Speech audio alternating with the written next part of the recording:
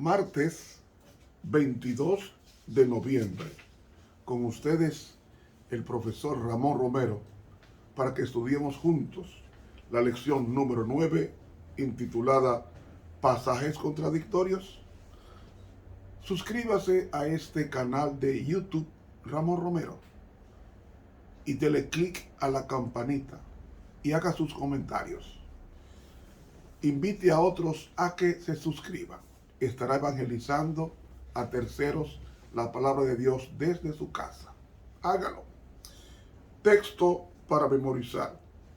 Escudriñad las Escrituras, porque a vosotros os parece que en ellas tenéis la vida eterna, y ellas son las que dan testimonio de mí. Juan 5:39. Amoroso Padre, no queremos abrir tu libro al estudio sin invitarte a ti a que nos expliques lo que tú quieres que entendamos en este día. Que nuestros corazones se aproximen al tuyo. Oración ofrecida solamente en el Cristo glorificado y por su nombre. Amén.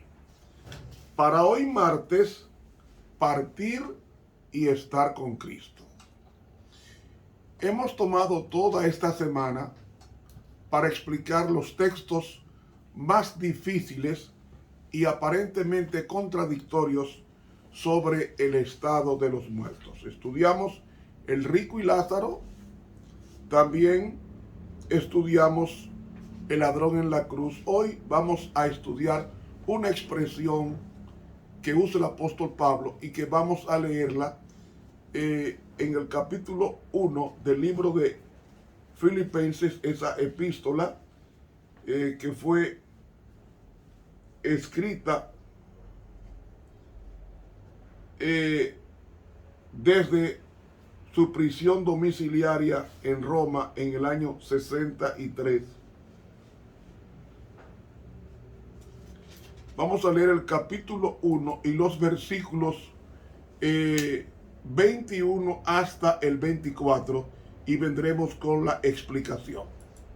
Porque para mí el vivir es Cristo, y el morir es ganancia. Mas si el vivir en la carne, esto me será para fruto de la obra, no sé entonces qué escoger. Porque de ambas cosas estoy puesto en estrecho, teniendo deseo de ser desatado y estar con Cristo, lo cual es mucho mejor. Empero quedar en la carne es más necesario por causa de vosotros. Aquí nos detendremos para ver qué fue lo que el apóstol Pablo quiso decir que prefería partir y estar con Cristo. Cuando el apóstol Pablo escribe a los de Filipos, él dice, teniendo deseo de partir y estar con Cristo, lo cual es muchísimo mejor, pero quedar en la carne es más necesario por causa de vosotros. Los que creen que el alma es inmortal consideran este texto como una de las mayores pruebas de que al morir el alma de los salvos inmediatamente entra en la presencia del Señor. Un exégeta llamado Robert Morey dice que este es el pasaje más claro del Nuevo Testamento que habla del creyente que se va con Cristo al cielo después de morir. Este contexto trata del deseo de Pablo de salir de esta vida terrenal para una celestial con Cristo. No se hace ninguna mención ni alusión a la resurrección en este pasaje. Así dice el exégeta Robert Morey, defensor de que este texto significa que es cierto que la gente cuando muere sube al cielo a estar con Cristo si fue justa. El problema fundamental con esta interpretación es no reconocer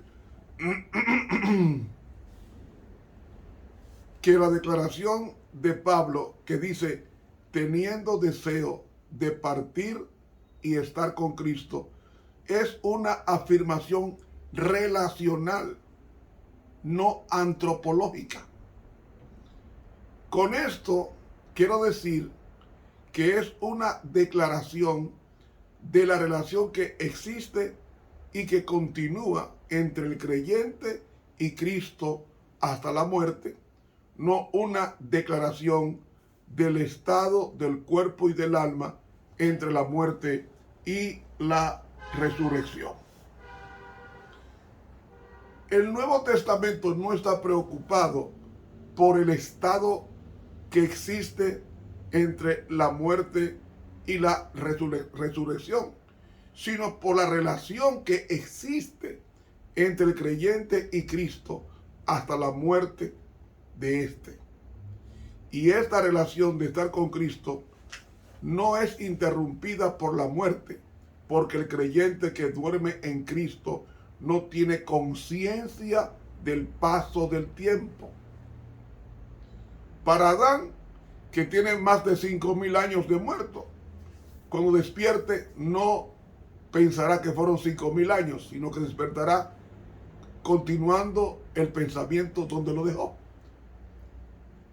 Así que para Pablo, los que mueren en Cristo están durmiendo en Cristo, según escribió él en la primera carta a los Corintios, el capítulo 15 y el versículo 18. Como entienden, la primera de Tesalónica 4:14.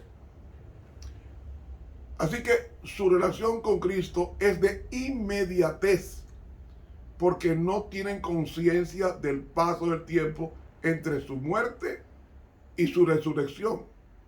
Pero para los que continúan viviendo con tiempo terrenal, es un intervalo entre la muerte y la resurrección. Así cuando él dice, teniendo deseo de partir y estar con Cristo, Pablo no estaba dando una exposición doctrinal de lo que sucede al morir, no señor. Simplemente estaba expresando su anhelo de ver el fin de su existencia aquejada de problemas, porque sufrió mucho, y estar con Cristo.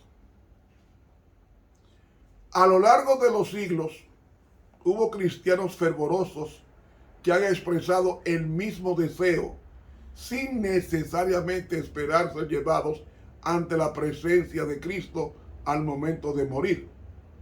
Así que la declaración de Pablo debe ser interpretada sobre la base de sus claras enseñanzas en cuanto al momento en que los creyentes se unirán con Cristo, y no que él partiría inmediatamente después de la muerte, porque él dijo poco antes de morir que a los que esperan su venida, en aquel día Dios dará la corona de justicia.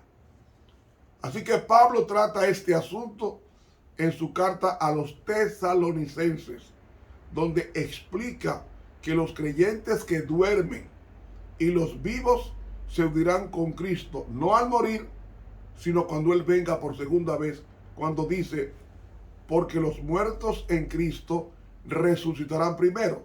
Si resucitarán primero es porque todavía están en sus respectivas tumbas. Luego nosotros, los que vivimos, los que hayamos quedado, seremos arrebatados juntamente con ellos en las nubes para recibir al Señor en el aire, y así estaremos siempre con el Señor. Primera carta a Tesalónica 4:17. La palabra así en griego es utos, y se refiere a lo que acababa de describir como la manera en que los creyentes estarán con Cristo. Es decir, no al morir, sino al ser resucitado o trasladado en su venida. Debe notarse que al describir la unión con Cristo, que los creyentes experimentarán en su venida, el apóstol Pablo nunca habla de almas sin cuerpos que se reúnen con los cuerpos resucitados.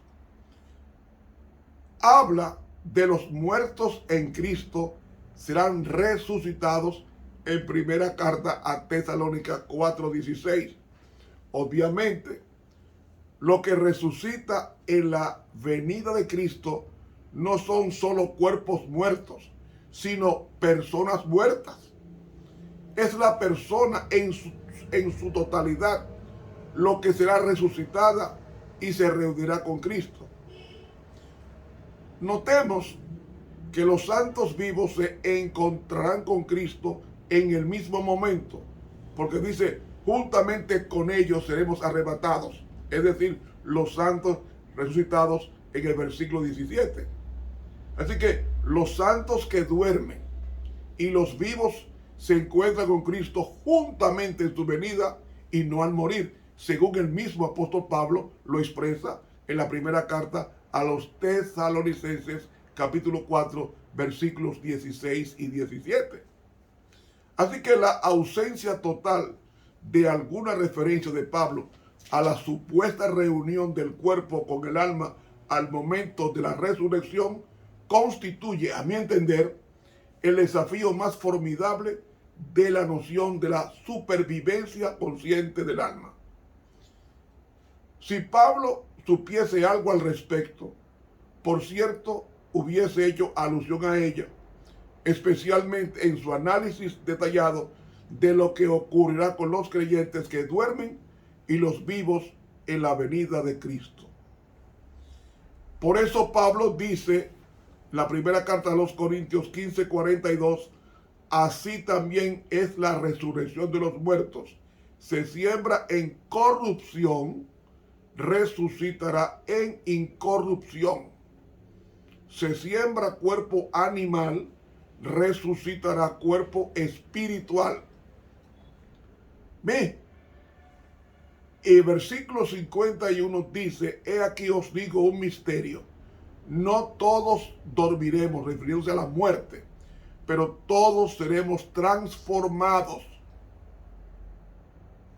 en un momento, en un abrir y cerrar de ojos a la final trompeta, porque se tocará la trompeta y los muertos serán resucitados incorruptibles y nosotros seremos transformados.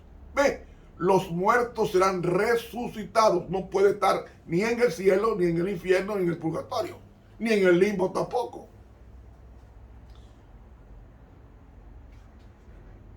Así que, hermanos y amigos, porque es necesario que esto corruptible se vista de incorrupción, este cuerpo, y esto mortal se vista de inmortalidad. Y cuando esto corruptible se haya vestido de incorrupción y esto mortal se haya vestido de inmortalidad, entonces se cumplirá la palabra que está escrita, sorbida, es decir, tragada, es la muerte en victoria. Y entonces Pablo pregunta, ¿dónde está, oh muerte, tu aguijón? ¿Dónde, oh sepulcro, tu victoria? Ya que el aguijón de la muerte es el pecado y el poder del pecado, la ley. Mas gracias sean dadas a Dios que nos da la victoria por medio de nuestro Señor Jesucristo. Y termina diciendo en el versículo 58, así que, hermanos míos amados, estad firmes y constantes, creciendo en la obra del Señor, siempre sabiendo que vuestro trabajo en el Señor no es en vano. El hecho de que el apóstol Pablo insinuara siquiera la supervivencia consciente de las almas incorpóreas y su reacoplamiento con el cuerpo en la resurrección muestra claramente que esa noción era totalmente extraña para él y para la Escritura en su totalidad.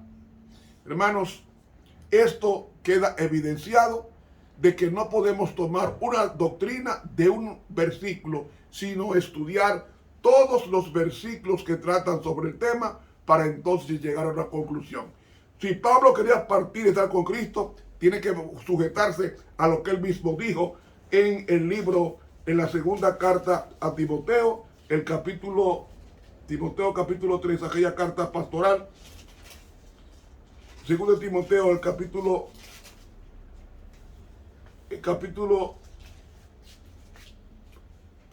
dice el apóstol Pablo. Dice él que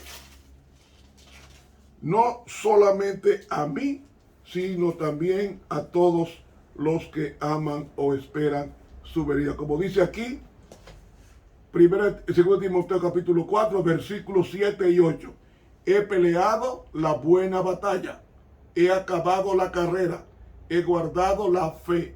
Por lo demás, me está guardada la corona de justicia, la cual me dará el Señor juez justo en aquel día. ¿Qué día? En su segunda venida. Y no solamente a mí, sino también a todos los que aman su venida. O sea, Pablo está diciendo que él recibirá el privilegio de estar con Cristo, no cuando muriera, sino cuando Cristo viniera por segunda vez, no solamente a él, sino a todos los que esperen su venida. Que Dios nos bendiga. Para mañana, miércoles, predicar a los espíritus encarcelados. Dios nos bendiga y nos guarde. Estuvo con ustedes el profesor Ramón Romero.